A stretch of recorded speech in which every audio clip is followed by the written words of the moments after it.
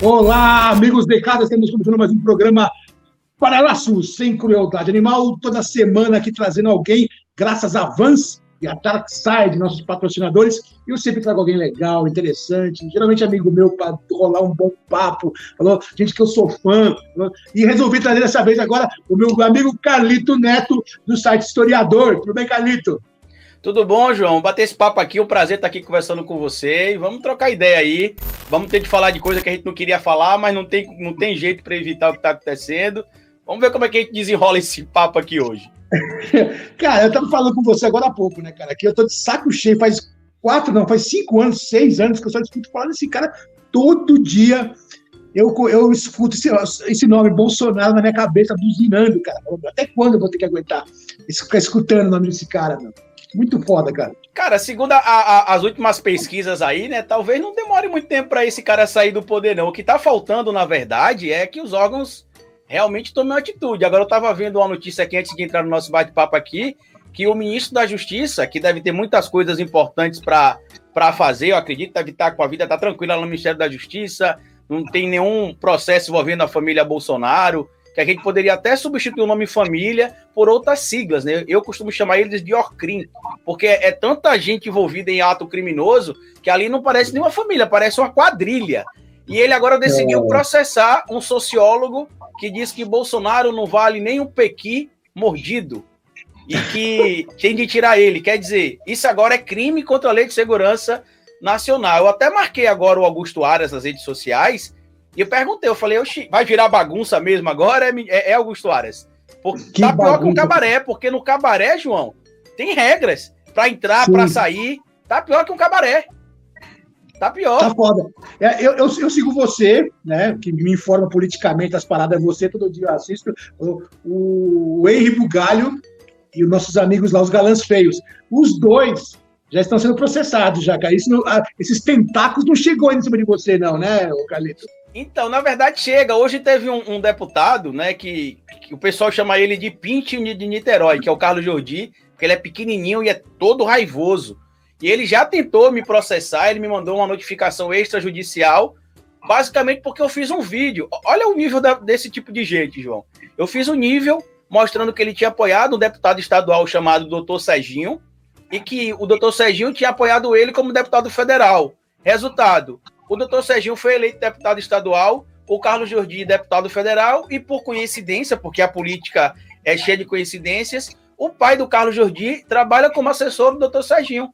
E aí um especialista em política também, o doutor Peixinho, deu uma entrevista para esses jornais aí de grande circulação do Brasil, dizendo que ali poderia ter características de um nepotismo, que ele explicou que o nepotismo hoje não é mais como era há 10 anos, 20 anos atrás. Hoje existem outras maneiras de ter o nepotismo. Ele me mandou a notificação judicial.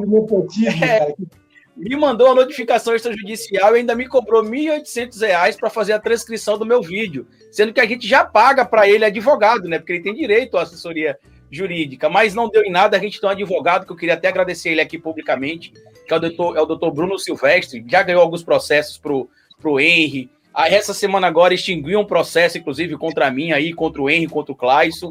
E se não fosse ele, cara, essa galera ia cair em cima. Só que eles estão dando azar agora, João, porque apesar de a gente não ter a grana que o Felipe Neto tem, a gente tem muita gente disposta a colaborar, basicamente por entender que a gente não pode ficar desprotegido nesse momento.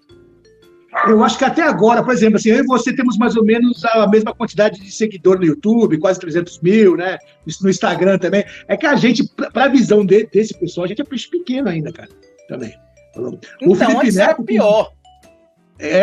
O Felipe Neto tem ele abrange muito mais pessoas de todas as classes, tudo que, né, e ele é bem perigoso na visão desses caras. Mas você, cara, como cientista político, cara, consegue visualizar alguma previsão otimista desse cenário tenebroso que vivemos, cara?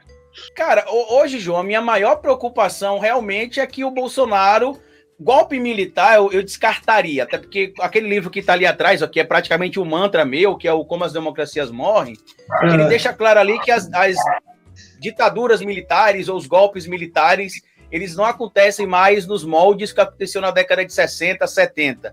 O que a gente vai ter é o que o Bolsonaro está fazendo, é aparelhar o Estado, é colocar o ministro da Justiça, que quer processar, que coloca o outdoor contra o presidente, é colocar o ministro da Saúde, que indica medicamentos sem comprovação científica, é colocar, por exemplo, o ministro do Desenvolvimento Regional, que receba ali os amigos do filho, em troca ali de talvez uma filmagenzinha gratuita, uma pedrinha de mármore na sala do gabinete ali do filho do presidente da República, mas o cenário, com a volta do Lula, e a gente precisa ressaltar isso, porque muita gente pode até não concordar com o Lula, pode não gostar do Lula, mas que o Lula já fez uma sombra, mesmo ele sendo menor que o Bolsonaro, né? Ele já fez uma sombra enorme no Bolsonaro, inquestionável. E não porque a solução... O Bolsonaro tudo, cara. Com certeza. E não porque a solução seja o Lula, necessariamente, João, mas o Lula é o cara que a gente chamaria hoje de um antagonista do Bolsonaro, que aglutina melhor pessoas. O Bolo já foi lá sinalizar um oi para o Lula. O PSB, que queria lançar Luísa Trajano como candidato à presidência da República, já foi lá dar um oi para o Lula. E até o Rodrigo Maia foi lá e falou, e aí, Lula, estamos aqui, se precisar do DEM, viu? Então, assim, existe possibilidade. O problema é que a gente ainda vai ter que esperar pelo menos mais 1 ano e meio, porque por vias jurídicas, eu acredito que não teremos tempo de ver, infelizmente, o excrementíssimo senhor presidente, para a gente não chamar o nome desse cara aqui toda hora, preso antes de deixar o cargo. Infelizmente. Mas a gente aguenta, velho. Agora esse lance da pandemia, esse ministro novo, esse tal de Marcelo Queiroga, cara, que, né, o cara é cardiologista, o cara podia pegar e dar uma, mas o cara se dobrou novamente as regras do nosso querido excrementíssimo aí, cara. O que quer dizer sobre isso, Carlito? Cara? Então, eu acho que é um dilema ético, categoricamente falando, né? Porque, assim, eu já tive várias propostas, por exemplo, no meu trabalho aqui na internet, para escrever para algum jornal que eu não acredito, para ter programa em um canal do YouTube que eu critico. E eu falei, cara, eu vou para lá, vou ter uma exposição bacana, beleza. E depois?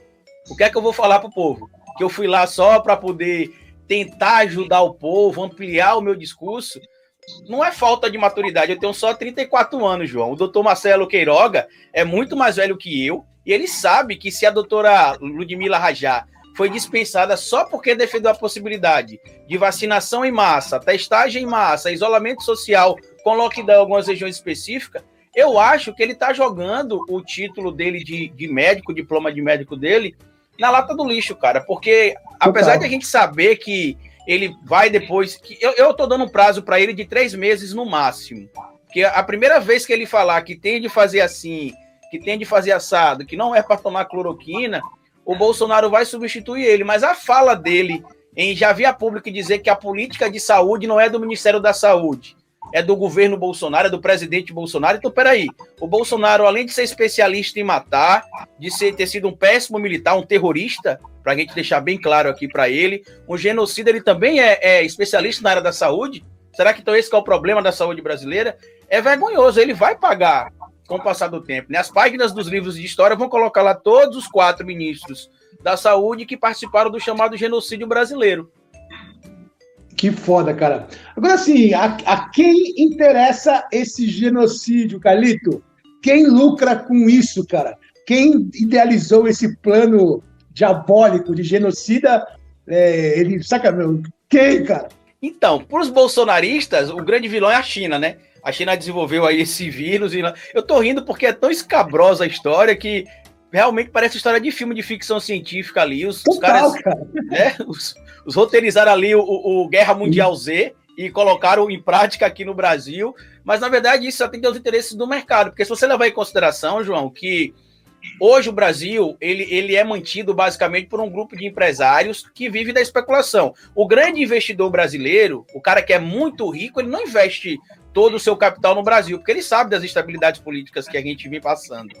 Mas o pessoal ali que é próximo do Paulo Guedes, o pessoal que é próximo ali do pessoal da Localiza e de outras empresas aí, que eu não vou ficar citando o nome aqui porque não tem necessidade, eles viram a oportunidade nesse governo de ter informações privilegiadas. Só para você ter noção, João, para que um grupo de amigos do governo ganhasse 18 milhões de reais com as ações da Petrobras, o Bolsonaro aceitou que a Petrobras perdesse 100 bilhões.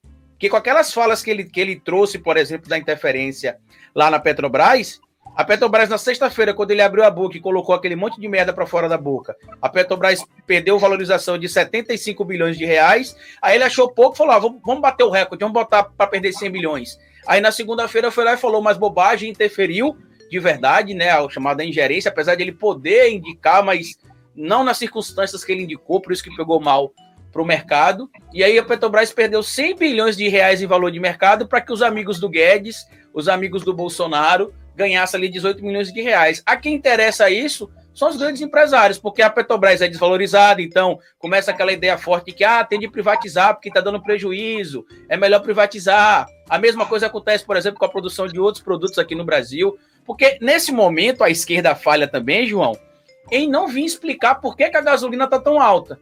Porque vamos para a linha do tempo. Em 2016, a culpa era da bandida da Dilma. A gasolina estava caríssima, custando R$ 2,60, e a culpa era da bandida da Dilma. Hoje, em 2021, a gasolina em alguns estados já ultrapassou o preço de R$ 6,00 e a culpa é dos governadores, não é mais da bandida da Dilma. Só que aí é onde é que a esquerda falha, porque a Dilma, ela presidiu conselhos na Petrobras. Ela sabe o que o Temer fez em 2016, quando alterou a política de preços da Petrobras. E cadê a Dilma para falar isso? Por exemplo, é mentira do Bolsonaro, eu dirigi o conselho da Petrobras, é assim que está sendo feita a avaliação. Você vê, às vezes, um gato pingado ou outro, como a gente fala popularmente aqui, falando, mas comparado ao alcance que esses caras têm, que as fake news têm, a gente ainda é muito pequenininho, né? Cara, então, eu tenho uma parada que é assim, e se, tipo o gibi da Marvel, né? E se o Aécio tivesse ganhado aquela eleição lá, não fosse a Dilma, cara? Assim, as coisas estariam diferentes. Que caminho você acha que o Brasil poderia ter tomado se o Aécio tivesse ganhado a eleição?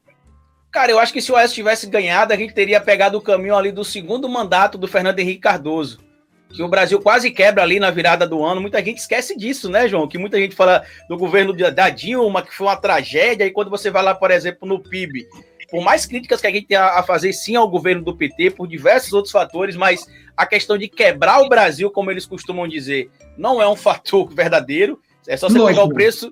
É só você pegar o valor que a Petrobras custava em 2003, quando o governo do Lula assumiu, quanto deixou, inclusive, com a saída da Dilma em 2015, através do golpe, através de 2016, perdão, e tantas outras coisas. Mas eu acho que a gente teria um remake ali, daquele período de 98 a 2002, ali com o Fernando Henrique Cardoso, que muita gente não lembra, mas o dólar teve uma disparada ali entre 98 e 99. O Fernando Henrique Cardoso foi lá para fora discursar, dizer que não ia poder pagar a dívida externa, porque tinha vários problemas no Brasil que não dependia dele, e que o problema era assim assado, e ia ter aquela onda de privatizações, que muita gente esquece, João, que a Vale do Rio Doce, estima-se aí que ela valia cerca de 80 bilhões de reais, e o Fernando Henrique Cardoso valeu por cerca de 5 a 10% desse valor, uma das maiores companhias mineradoras do mundo. Então, acho que seria a mesma coisa. Ou teríamos entrega de delivery daquele famoso pozinho branco que foi encontrado em um helicóptero por aí, né? Mas, puta, mano, é muito foda, cara. Por que o Brasil é assim, cara?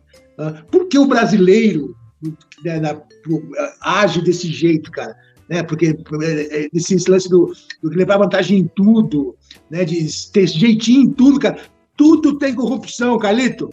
Tudo. A escova de dente tem corrupção, cara. Então, o Sérgio Buarque de Holanda, né, o pai do Chico Buarque de Holanda, ele tem um livro que eu acredito que você deve ter lido, chamado Raízes do Brasil. Eu costumo dizer, quando eu estava dando aula de história nas escolas ainda, que aquele livro ali ajudava a entender um pouco da estrutura da corrupção do Brasil. Porque lá nesse livro, João, ele apresenta um cara que ele chama de o homem cordial. Que é o homem cordial? O homem cordial é aquele cara que é bem articulado, que tem boas relações em casa com a família, com a vizinhança, com os empresários, no trabalho, e por conta dessa boa relação que ele consegue construir em todos os lugares, ele consegue transferir a influência de um lugar para o outro. É o famoso jeitinho brasileiro. Como ele tem uma boa relação em casa, ele consegue ter uma boa relação com o vizinho, que consegue ter uma boa relação com a vizinhança, com o empresário, com o trabalho, e por aí vai. Isso aí faz surgir o que a gente conhece como patrimonialismo, que é o que o presidente que ocupa a cadeira da República agora, que a gente pode categorizar aqui que ele é um genocida, e eu falo isso aqui sem nenhum tipo de medo. Eu fiz um vídeo no meu canal recentemente elencando todos os crimes que o Bolsonaro cometeu. Ele cometeu o crime. Se ele vai ser punido ou não pelo crime, não cabe a mim julgar. Mas no patrimonialismo aí que o Sérgio Buarque de Holanda chama de homem cordial, a gente vê o agente público tratando a res pública, né, a coisa pública, de forma privada. Aí você vê, por exemplo, a mesma empresa que faz as filmagens para o governo, fazendo cobertura de filmagens para a empresa do meu filho. Aí você vê, por exemplo, o meu filho recebendo, ou os amigos dele, presentes de empresas. E aí eu vou lá e marco reunião em contrapartida. Eu acho que o problema todo, João, ainda está direcionado à educação. Porque se falou muito, alguns anos atrás, da ideia do escola sem partido. E a escola, ela já é sem partido, se for categorizar por partidos políticos. A escola só não é sem política, porque a gente precisa falar sobre todos os fatos históricos relacionados à política. Agora, qual que é o problema? Você vai falar para uma criança, por exemplo, o que é república, o que é democracia, o que é império, o que é parlamento, ali no 6º ano. Ele entende onde surgiu a república, que foi lá na Roma Antiga. Aí, quando você fala da democracia, ele entende que foi na Grécia Antiga, mas você não se aprofunda. Aí, quando o aluno da 6ª série volta a retomar esse assunto, já é no 1º, 2º, 3º ano do ensino médio, tendo uma aula por semana de sociologia. E assim que a gente fica meio que nadando contra a corrente. Porque se você tem, por exemplo, um aluno que vive em uma casa bolsonarista, você não vai conseguir mostrar para ele o dado científico ali e mostrar que aquilo ali não é opinião, é ciência, porque na casa dele, ele já aprendeu ali naquele período que ele ficou sem estudar isso na escola, que a culpa é do PT, que comunista é tudo vagabundo, que esquerdista é tudo mamador da Lei Rouanet. Aí no direito, João, só para eu finalizar minha fala aqui, eu aprendi uma coisa, no direito tem um monte de palavra bonita, né? Hermenêutica, maiêutica. Aí um dia eu estava na minha aula lá, eu tentando convencer um colega e o professor sobre o ponto de vista, né? E o professor dizendo que não, que eu estava errado, que não era aquilo, ponto. Aí eu tinha lido sobre a maiêutica, que é o seguinte, você, já que o seu ponto está errado, então peça para outra pessoa trazer o ponto oposto e explicar. Aí a gente poderia, eu normalmente faço isso, o pessoal fala assim, porque o PT quebrou o Brasil, porque a Lei Rouanet só tem mamador da esquerda. Eu falo, certo, então me explica aí o que é a Lei Rouanet e qual seria a alternativa aí para a Lei Rouanet, então, já que a Lei Rouanet quebra o Brasil. Aí você vai perguntar, o cara não sabe. Você vai perguntar dos direitos humanos, a mesma coisa. Direitos humanos é só para bandido. Aí eu falo, certo, quantos direitos humanos existem? Não sei, mas é tudo para bandido. Aí eu dou uma colherzinha de chá, eu falo, vou te ajudar. São 30 direitos humanos. Eu quero que você me cite só 3. São 30, me cita 3. E nenhum, João, simplesmente nenhum sabe responder. Aí quando você vai lá nos direitos humanos, o que é que tem incluído lá? Direito à propriedade privada, que esse bando de maluco que se diz liberal, por exemplo, defende. Direito ao voto, que faz parte também do direito humano. Direito à igualdade de gênero. Direito à liberdade política, jurídica. Direito à liberdade de expressão. Direito à igualdade dos gêneros. Então, direito à liberdade, direito à vida. Aí você olha para ele e fala, e aí, você quer abrir mão de tudo isso aqui, então? Não, mas não é assim, não. Eu falo, não, é assim sim, é porque você não conhece o que são os direitos humanos. Eu acho que a gente deveria ampliar mais esse conteúdo. Cara, mas do jeito que está acontecendo aqui, fica difícil, porque os meus filhos estão estudando aqui em casa, né? As crianças não conseguem estudar fora da escola, velho. É impressionante isso aí, cara. Porque, na verdade, as escolas demoraram de se adequar à educação digital. Lá em 2017, eu criei um canal no YouTube com alguns colegas professores aqui do Nordeste, chamado Canal Sabido, João. E lá já tem, acho que, mais de 400 aulas, de todos os conteúdos, matemática, química, física. São aulas pockets, de 5 a 7 minutos. Cada aula é sobre o conteúdo específico. E quando a gente terminava a aula, passava uma atividade complementar. Porque qual que era o foco do nosso conteúdo lá? Não coloque quadro, porque o menino não vai ficar prestando atenção no quadro.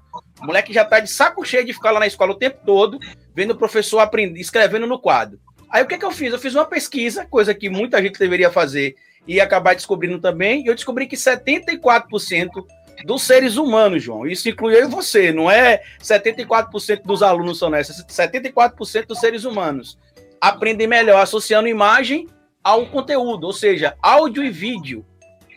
Então, o que é que eu falei? Já sei, vamos criar um canal que tenha áudio, vídeo e imagens aparecendo como se fossem pop-ups da imagem. Resultado, estouramos aqui em Sergipe, né? A gente tem um canal com mais de, acho que 24 mil seguidores hoje, já tem um pouco mais de 1 ano e meio que está parado. E a gente rodou várias escolas públicas e particulares oferecendo a implementação do projeto de graça. E nenhum entendia como é que isso funcionava e não tinha interesse.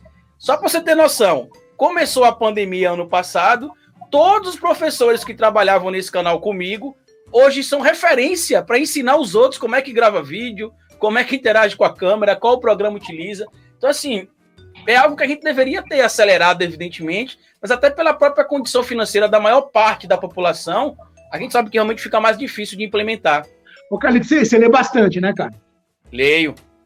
Mas então, não sou igual ao Moro, não, que eu não lembro a última coisa que eu li, não. Eu lembro as últimas coisas que eu li. Esse programa aqui, cara, ele é patrocinado pela Darkside. Quem é a Darkside, cara? É uma editora lá do Rio de Janeiro, que faz uns puta livros muito foda, muito bem acabado, muito bem caprichado. E eu vou te mandar esse aqui, ó. A Ambex, Fábrica de Vespas, tá? E também vou te mandar o meu livro, cara. Pô, João, que legal, cara. Que honra. Eu mandei um livro meu pra você. E no dia que essa entrevista vai ao ar, já chegou? Já chegou, já não li ainda. Tá na pilha de livro pra ler, cara. Eu vou te mandar esses 2 livros. E também somos patrocinados pela Vans. Tênis Vans, famoso, né, meu? De skate e tal. E eles vão te mandar um, cara. Aê, Vans. Não vou usar mais Vans falso. Obrigado, João. Aí, me salvou. É um Vans pecando. Se você viesse aqui na minha casa, que esse programa aqui era aqui, né? Presencial era aqui em casa, cara, aqui em São Paulo. Você ia comer um rango vegano, né? Feito por um chefe amigo meu e tal. Bem legal, você ia adorar, cara. Mas como não é, tem a nossa amiga Adriele e ela vai ensinar o pessoal aí a como se come, cozinha e faz um rango vegano fácil, barato e bonitinho. Vamos ver. Salve, salve, Panelovers! Desejo que estejam todos maravilhosamente bem. A receita escolhida para essa semana é uma receita muito gostosa, mas muito saborosa mesmo, que é um pastelzinho de aipim, super barato e bem tranquilo de fazer. Eu espero que vocês aproveitem bastante. Até mais! Em um recipiente, adicione o aipim cozido junto com o amido, o polvilho e misture bem. Adicione o fermento e sal a gosto e misture bem a massa até que ela se torne uma massa mais lisinha. Deixe descansar por 5 minutos e enquanto descansa, vamos preparar o recheio com tomate picado. É importante tirar a semente nesse caso para não umedecer a massa. Aí a semente você pode colocar na salada depois, não joga fora. Coloque também sal a gosto e orégano, misture e reserve. Abra a massa e com a ajuda de um copo, se você não tiver um modelador, você pode fazer o formato do pastelzinho. Vamos rechear o pastel, mas não muito, para não dar problema na hora de fechar. Se você tiver dificuldade de fazer esse formato, pode fazer bolinhas e rechear. Frite em óleo bem quente para que ele não se desfaça.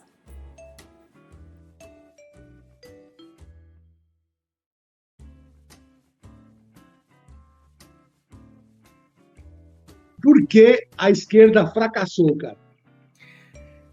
O discurso do Mano Brown, para mim, ali é o ponto culminante e que perdeu a base, deixou de falar com a base. Você vai conversar, por exemplo, João, com a pessoa de esquerda hoje, cara, pô, o cara veio de baixo, como você, né, simples, e aí foi lá para a universidade, tirou o diploma, teve a oportunidade de ser formado, fazer pós-mestrado, doutorado, pós-doutorado, o diabo lá. Aí você vai conversar com o cara, você vem conversar com o cara aqui no meio do povo, aí o cara vem com um vocabulário todo rebuscado. Não, porque para que a saúde precise melhorar, nós precisamos de atos mais salutares e que a sociedade precisa ter praxis mais moderna. Pô, quem é que sabe o que é salutar? Quem é que sabe o que é praxis? Nem todo mundo sabe o que é isso. No meu livro, por exemplo, você leu primeiro falando de política sem politiquês, eu fiz um livro direto. Eu lembro que quando eu mandei o livro para a editora, João, a editora falou assim: Carlitos, você quer publicar o livro assim mesmo? Aí eu falei: assim mesmo como? Não entendi. Ele: não, porque o livro está com a linguagem muito simples, muito direta. É isso mesmo? Eu falei: é. Aí ele falou: você sabe que a academia vai criticar você porque eles vão analisar seu livro, porque seu livro pode ser implementado em escolas, em cursos. Você quer assim mesmo? Eu falei: quero, porque eu não escrevi um livro para a academia, eu escrevi um livro para o povo. Quando for para escrever um livro para a academia, esse segundo livro, por exemplo, ele já é uma transição ali. Eu já estou falando: oi, academia, não cheguei lá ainda não, mas estou indo. Que a linguagem é um pouco mais rebuscada. Eu acho que o erro total, João, foi parar de comunicar com o povo, perder ali a mão de falar com o povo, ao passo de que o que a gente chama hoje de novos ricos acharam que eles conseguiram com a meritocracia, né? Ou seja, sim, a galera que conseguiu crescer graças ao assistencialismo do governo, se enxergou ali como a Betina da vida, né? Porque eu mereci. E, na verdade, mesmo você merecendo ou não, se não tivesse os programas de assistencialismo, Tinha muita gente aí, por exemplo, que é especializada em medicina, que participou do Médicos Sem Fronteiras nas custas do governo e que é bolsominion hoje. Gente que fez medicina através do ProUni, gente que fez engenharia, porque o Brasil está cheio de engenheiro, que era a profissão do futuro. O Brasil estava em ascensão, era a profissão do futuro. E só para a gente terminar, aquela situação do Mano Brown, tem uma particularidade que o presidente do PSOL me confirmou, o Juliano Medeiros, que a gente vê lá que o Brown tá bem puto ali no palco, né? Falando. Sim. Ali. Aí eu falei, uma pessoa já tinha me confidencializado o motivo dele estar puto. E aí eu conversei no dia da nossa live que eu fiz lá no meu canal com o presidente do PSOL, Juliano Medeiros. Ele me disse que o Brown tava puto porque o segundo turno tava ali praticamente perdido para Bolsonaro. Quando ele chegou lá atrás do palco, tava a galera tocando samba, comemorando, se divertindo. Diz que ele falou, mano, vocês não estão vendo que a gente vai se fuder, não, é? O fascista vai ganhar ali. Vocês estão comemorando o quê, porra? Foi bem isso mesmo, cara.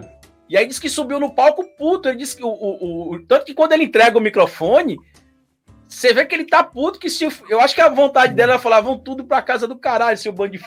Só que eu acho que ele segurou ali, mas a mensagem foi clara e direta. Perdeu o povo. E esse lance também de esquerda cirandeira, também, a pessoa jogando flor também, pro alto é foda. Outra coisa também que deu uma ridicularizada na militância e também meio que escachou esse jeito de ser da esquerda, foi esse Big Brother aí, né? O pessoal preto ali como vilão e aquela mina da Bahia, eu acho que é a Lumena, o nome dela, né, cara? Lumena, aleluia. Toda falando e colocando o dedo na cara, isso é muito grave, fica com português todo rebuscado. E meio que ridicularizou os pretos, que eu acho que foi foda isso aí também, tá ligado? E ridicularizou também essa militância aí também, da esquerda chata. Né, cara? Assim que ela começou a falar no Big Brother, assim, trazer muito de discurso, de pauta que a gente chama de identitária, a gente precisa frisar que a pauta identitária é extremamente importante. O que a Lumena fez, o que a Carol com o K fizeram lá dentro, não tem nada a ver com o que a militância séria defende. Você não vê, por exemplo, movimentos negros sérios falando aquilo da Lumena, não, porque você é fenotipamente branca, sua jornada é medíocre, não, porque eu sou fenotipamente preta, assim, assado. Eu lembro que quando ela começou com a Carol Conká especificamente, começou a ficar dando em cima do rapaz lá, e teve toda aquela situação que algumas pessoas chamam de assédio, eu e minha companheira, a gente começou a pensar no que ela falaria quando saísse. E a gente cravou que ela falaria sobre a solidão da mulher preta. Que a gente sabe que as mulheres pretas sofrem preconceito, sim, né? E muitas são solitárias por diversos motivos. Motivos, em especial motivos sociais e culturais, que acabam, de certo modo, colocando um público na sociedade como sendo público à margem. Isso vai, evidentemente, não só com relação às mulheres pretas, mas também o público LGBTQIA+, pessoas de determinadas regiões do nosso país, pessoas de uma determinada condição financeira também acabam passando por isso. E só foi eu fechar a boca, João, com minha companheira. No outro dia, ela comentou que porque ela percebeu ali que talvez aquela situação que ela estava sendo maltratada, porque para ela, como mulher preta, é muito difícil passar por aquilo. E a gente sabe realmente que isso é uma pauta extremamente séria. Só que tanto ela banalizou aquilo, como a Lumena também acabou banalizando. Ficou parecendo que as pessoas pretas são tudo um bando de mimizento. Eu não sei se você sabe que existe uma briga interna dentro dos movimentos. Dos movimentos sérios não tem isso. Mas dos movimentos ali lumenizados, se a gente pode dizer assim, fazendo um trocadilho, evidentemente, com os atos da Lumena, que é a questão de ser retinto ou não. Por exemplo, eu sou mestiço, eu sou pardo. Para o IBGE e para os antropólogos, eu sou preto. Para alguns movimentos, não, eu sou mestiço, porque eu não sou retinto o suficiente para me qualificar como preto. Aí eu tenho vontade de falar, deixa eu apagar essas luzes aqui do meu estúdio, que estão brilhando aqui na minha testa, deixa eu mudar aqui o filtro da câmera, que está me deixando mais claro, aí vocês vão ver como é que eu sou branquinho da cor de leite. E existe essa discussão totalmente desnecessária. E quando a Lumena abriu a boca ali e falou, não, Carla, é porque você é uma mulher fenotipamente branca, agredindo uma mulher fenotipamente preta, ela fez valer o discurso que os bolsonaristas defendem, de que porque a pessoa é preta, ela não pode ser atacada por uma pessoa branca, só porque a pessoa é branca e a outra é preta. Tem gente mau caráter branco, preto, tem gente mau caráter pardo, tem gente mau caráter rico, pobre. O que aconteceu na situação da Carol com o K ali, da Lumena, nada tem a ver com a luta identitária. E para quem acredita no movimento identitário, eu acredito muito nas pautas identitárias, defendo várias, mas dentro da racionalidade, não como a Lumena, não utilizem a alumina do Big Brother. Fora do Big Brother, eu não sei como ela é. Mas não utilizem a alumina do Big Brother como exemplo do que a militância identitária defende, porque não é aquilo. Cegos ao mau caratismo do bolsonarismo, cara. As pessoas não veem que tá errado as coisas, que aqui é mau caráter, cara, que tem racismo, que tem um monte de coisa. As pessoas tampam. Tem um nome isso aí, não tem? É tipo uma doença, cara, que você não consegue enxergar que é fora da lei. Não, é porque existem comandos A gente fala isso, às vezes as pessoas pensam que é teoria de conspiração, mas não é. Existem comandos neurolinguísticos que a gente pode utilizar, porque eu falei até bonito agora, né? Neurolinguísticos, que acaba disparando ali gatilhos na pessoa. Por exemplo, quem trabalha com hipnose sabe que algumas palavras são gatilhos. Eu, por exemplo, duvidava totalmente da hipnose, até ir para um barzinho um dia, o cara falar, você vem? Eu falei, vou. Não acredito não, mas eu vou. Aí o cara perguntou qual que era meu medo. Eu falei, meu medo é ser gago. Aí ele falou, como é seu nome? Aí eu comecei a gaguejar. Eu falei, não é possível. Esse negócio tá fazendo isso aqui comigo. Então, assim, existem alguns comandos neurolinguísticos que a gente sabe que funcionam. A própria cartilha que o Steve Bannon pediu pro Bolsonaro colocar em prática. Quase não sai. Eu tenho dislalia, palavras com R, às vezes embolam, né? Mas quase não sai essa ideia da cartilha do papel, e só saiu muito bem aqui no Brasil, porque ele já pegou um líder, como o Bolsonaro, que já falava besteira todo dia, e basicamente ele falou, você vai ter de falar absurdo todo dia, quanto mais absurdo, melhor, porque a mídia vai perder tempo tentando desconstruir os seus absurdos, e vai deixar de informar as coisas sérias que deveriam informar do seu governo. Eu não sei se você percebeu, inclusive, João, mas algumas semanas atrás, os jornais da Globo, eles tinham parado, não sei se voltou já a mostrar, mas eles tinham parado de mostrar o Bolsonaro falando. Eles só escreviam o que o Bolsonaro tinha falado. Eles colocavam lá, o presidente disse isso, aí botava lá, nem a voz eles colocava só as aspas do presidente. Eu falei, o papel é esse. Só que eu acho que a gente também erra em outra coisa, João. A gente não dá a atenção necessária a algumas pessoas. Eu também me culpei durante um tempo até entender que a gente estava errado de só chamar esse povo de burro, de fascista, disso, daquilo. Um dia eu falei, peraí, eu vou me permitir tentar conversar com uma galerinha dessa aí. Aí, por coincidência, eu precisei comprar uma placa de captura aqui pro meu computador, e aí o rapaz que veio entregar a placa, bolsomínio, mas aquele bolsomínio mesmo, cavanhaque, óculos Ray-Ban, boina na cabeça, veio com a S10, é fazendeiro do interior. Eu falei, pronto, esse daí é o raiz, esse aí é o agroboy ruralista. Esse aí é o que eu tenho de desconstruir. E aí perguntou o que eu fazia, eu falei, aí perguntou o que aí eu falei que era cientista político e tudo mais. Aí falou que tinha votado em Bolsonaro, porque odiava a esquerda, aí começou a trazer alguns clichês, né? Dentre eles o da gasolina. Aí eu falei, por que você acha que a gasolina é cara? Aí ele, porque tem um ICMS. E eu falei, certo, e quanto é o ICMS da gasolina, você sabe? Não, eu posso te explicar, não estou dizendo que você tem obrigação de saber, não. Resumindo a história, senão eu vou ficar aqui o tempo todo explicando ponto a ponto. Em 20 minutos de conversa com ele, eu consegui mostrar para ele que a gasolina não é cara por causa dos governadores, que a gasolina hoje é cara por dois motivos específicos. Primeiro, que o governo, desde a época do Temer, alterou a política de preços e que o Brasil, apesar de ser autossuficiente em produção de petróleo, o valor que a gente baliza o preço hoje é pelo mercado internacional. Se o Brasil, sei lá, gasta $30 para fazer um barril de petróleo e no mercado internacional o barril está a $140, a gente vai balizar o valor do barril de petróleo com o mercado internacional. Na época que o dólar está desvalorizado e o real está valorizado, isso é bom. Mas numa época que a gente está quase 1 por 6, é complicado. Além disso, tem a questão do refino, que o Brasil, muita gente critica aquela situação de Abreu e Lima e de Passadina, e é importante a gente falar isso aqui, João, porque a gente sabe de todo o desvio de dinheiro que teve lá, ninguém vai passar pano para o que aconteceu na questão do Severo e da Dilma, mas por que eram importantes essas refinarias? Se conseguissem tirar do papel sem as corrupções. Porque a gente ia conseguir refinar o petróleo, João. Sabe o que o Brasil faz hoje? Produz petróleo, aí manda o petróleo lá para os Estados Unidos, os caras refinam o petróleo e devolvem para a gente querosene, gasolina, gás butano e diesel. E a gente paga em dólar. Aí como é que a gente vai conseguir baixar o preço da gasolina assim? Aí eu expliquei isso, expliquei outras coisas para ele também, né? Quando eu expliquei, ele falou, e é isso, é? Eu falei, é. Só que eu não tenho como falar com um por um.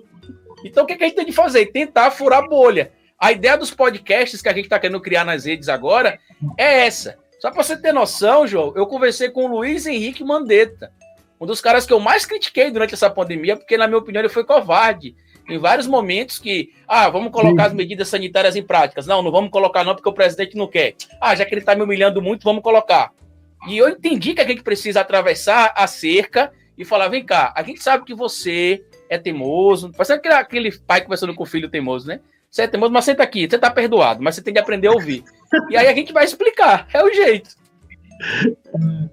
Ô, Carlinhos, estava lendo esses dias aqui sobre o Getúlio Vargas, cara, que foi ligado? Mas assim, eu, nos anos 70, eu ia na casa de umas pessoas, assim, dos vizinhos, e lá tinha um quadrão do Getúlio Vargas, tá ligado? Tinha um quadro, isso nos anos 70. E o pessoal amava o Getúlio Vargas, era populista pra caralho, só que ele fez um monte de coisa pro pessoal, pra trabalhador na época dele lá, cara. Fez, né? Fez. Agora, o que o Bolsonaro fez pra esse povo, velho? Até agora, nesse ano de governo, ele não fez nada, cara. Ele só azucrinou, só pentelhou. Você tem alguma coisa listada de algum benefício que ele fez pra alguém, cara, esse tempo todo, cara? A família dele não conta não, né? Não, tô falando do povo mesmo, cara. Ah, então não. Se puder contar a família ali, tem coisa boa. O filho abriu a empresa, o outro comprou a mansão, o primo, que é primo só de um dos filhos dele, ganhou um cargo muito bom com um deputado que guarda dinheiro nas nádegas. O outro filho, que tinha um carguinho ali na Polícia Federal, acabou ganhando muita força, entrando na história como deputado mais votado do Brasil. Agora, pelo povo, tem muita coisa não. Porque o que ele fez foi... Ele se aposentou como deputado, a gente precisa lembrar isso, tá? Ele tem aposentadoria como ex-militar, como ex-deputado e vai ter como ex-presidente.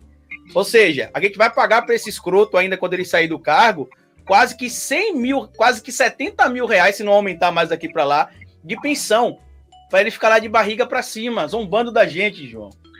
As pessoas estão indo para a rua, cara, estão morando na rua, cara. Eu que ando por aí com a minha esposa aí, aqui em São Paulo, fazendo esse trabalho nosso aí, né, de distribuir marmita vegana aí pra galera da rua, cara, é muito triste a quantidade de pessoas que estão na rua, Carlito. Né? Eu não sei se aí em Aracaju daqui você percebe, porque acho que tem praia, né? Eu não sei, mas aqui em São Paulo é muito bruto, cara, a quantidade de pessoal que tá na rua. E não é só mendigo, ou esse cara é craqueiro, esse aí é alcoólatra. Não, cara, são pessoas, tiozinhos, tias, rapazes, cara, sabe? É incrível. E a gente tem que escolher se paga aluguel ou come. Então, entre pagar o aluguel e comer, elas preferem ir. Que a gente até fala pessoas que moram na rua, mas é até complicado, porque as pessoas não escolhem morar na rua, elas acabam sendo empurradas lá.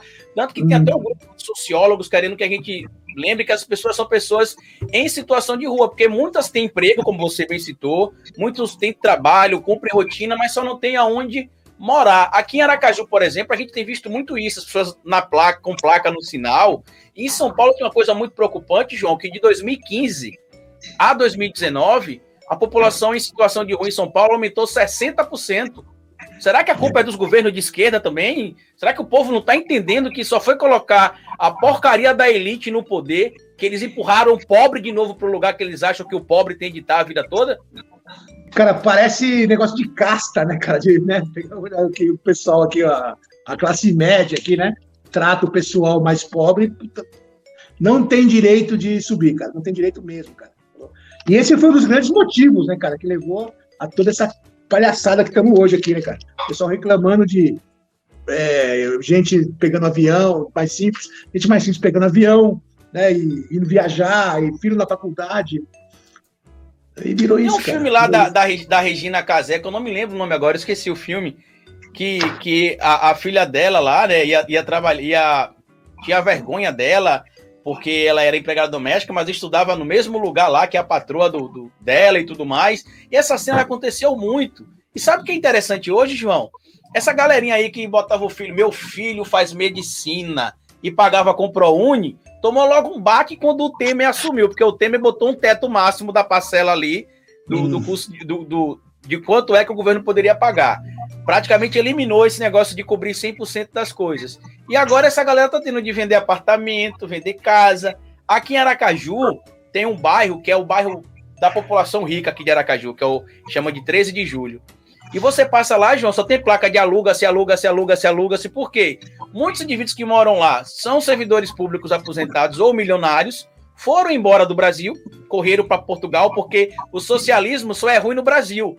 Se eu for viver em um país que o presidente ou o primeiro-ministro for socialista, não tem problema, desde que não seja no Brasil, aí eu gosto, que lá em Portugal está acontecendo isso, por exemplo. Né? Aí eu gosto. Na Espanha, a mesma coisa, aí eu gosto. E aí eles estão alugando apartamento aqui, João, apartamento de luxo, por R$800. Por quê? Porque o condomínio é 2 mil. E eles não querem pagar o condomínio e nem o IPTU, porque o IPTU também deve ser uma fortuna. Então é essa a elite fétida brasileira, né? Esse toma lá da cá monstro, cara, né? A última notícia que eu vi aqui antes de a gente se conectar aqui, cara, foi o perdão das dívidas das igrejas evangélicas de mais de 1 bilhão e 400 milhões, cara. Falou, eu vi a foto do Malafaia abraçado do Bolsonaro, assim, o maior love, cara. É o toma lá da cá, né? O velho toma lá da cá monstro, cara. Deixa eu te contar a melhor parte, que o autor do projeto é um rapaz chamado Davi Soares, um deputado federal. Esse Soares faz você lembrar de algum pastor? Deve ser neto. É filho do R.R. Soares. E só o R.R. Soares deve mais de 145, só a igreja dele, né? Deve mais de 145 milhões de reais em impostos. A Igreja Universal deve cerca de 100 milhões. Inclusive, em janeiro do ano passado, foi notificada pelo Ministério Público para pagar a dívida que ela foi condenada a pagar, de 98 milhões. Perdão, 98 milhões. E a gente está falando muito sobre essa questão de que por que os cristãos protestantes apoiam o Bolsonaro? Aí eu vou falar para meus amigos, né, que são cristãos. Precisa desenhar? Tá muito claro os interesses dos pastores aí, qualquer não. Um vai ter a dívida perdoada aí de 145 milhões, o outro de 100 milhões, e por aí vai. Eu tenho um apelido para isso, viu, João? Não sei se eu posso falar aqui, mas eu chamo eles de a máfia gospel, né? Porque o Malafaia disse, há um tempo atrás, quando ele falou o que eu vou dizer aqui, eu me vi assistindo um filme lá do Poderoso Chefão, que ele disse que os maiores líderes religiosos protestantes do Brasil se reuniram para poder indicar um ministro terrivelmente evangélico para Bolsonaro. Eu imaginei R.R. Soares, Valdomiro Santiago, Edir Macedo, Silas Malafaia, todos numa sala para indicar um ministro para o Bolsonaro. Olha o histórico desse ministro, João. Que medo, cara. O cara, você não fica nervoso umas épocas, não fica estressado, com depressão, tendo que lidar com essas notícias ruins o tempo inteiro, cara, saca? E entendendo do assunto ainda, isso que é pior, cara. Sabendo o que está acontecendo. Cara, eu vou ser honesto pra você, tem dia que eu acordo meio chateado, assim, não vou gravar hoje não. Pronto, no período do carnaval, por exemplo, foi um período que eu acordei para gravar vídeo, eu tinha feito um vídeo criticando uma fala do Haddad, que eu achei desnecessário ficar o Haddad atacando o Ciro atacando o Haddad, enquanto o Bolsonaro tá aí fazendo de tudo para que as pessoas morram, para que a situação só piore. E aí eu peguei e falei, cara, eu não vou gravar vídeo não. Eu acordei, quando eu acordei tava lá aquele tumulto todo, um monte de gente me xingando. Aí eu falei, vai pra casa do chapéu. Eu não falei essa palavra, não, falei outra palavra. Eu falei, pra casa do chapéu, meu irmão. Eu sou atacado já por um bando de bolsominion fanático, fascista. Aí porque eu faço uma crítica pra esquerda, vem me atacar aqui, pois eu não vou gravar conteúdo, não. Aí fiquei, acho que sexta, sábado, domingo e segunda sem gravar nada, relaxando, dentro de casa aqui com minha namorada. Ainda viajei para um sítio que a família dela tem no interior, fiquei lá no sítio. O pessoal, Carlito, cadê você? Eu falei, tô me purificando aqui porque é muita toxicidade dos dois lados. É bom, às vezes, se desconectar, viu, Carlito? Dar um tempo, assim, de notícia ruim, porque, tá difícil, viu? Carlito, eu queria agradecer a sua presença aqui, foi demais, velho, saca? Uma aula maravilhosa, adorei. Muito bom, cara. Obrigado, meu amigo. Eu que agradeço o papo aqui com você. Lembrando que a gente está montando um podcast físico aqui em Aracaju. Quando passar essa pandemia lá em 2024, você está convidado para... Quer dizer, no mundo vai passar antes, né? Mas no Brasil, em 2024, quando a gente for vacinado, você está convidado para vir cá para Aracaju para participar do nosso podcast aqui presencialmente. Vou sim, muito legal, cara. Obrigado. Queria agradecer mesmo e queria agradecer também a Darkside, né, e a Vans, né, pelo patrocínio. Eu vou ficando por aqui nesse programa Panelaço, programa Sem Crueldade Animal, e volto semana que vem com mais alguém interessante, legal, né, para variar um pouco. Aí você aí divulga a gente, aperta o sininho e tem que apertar o botão e se aperta. Um grande abraço, tchau.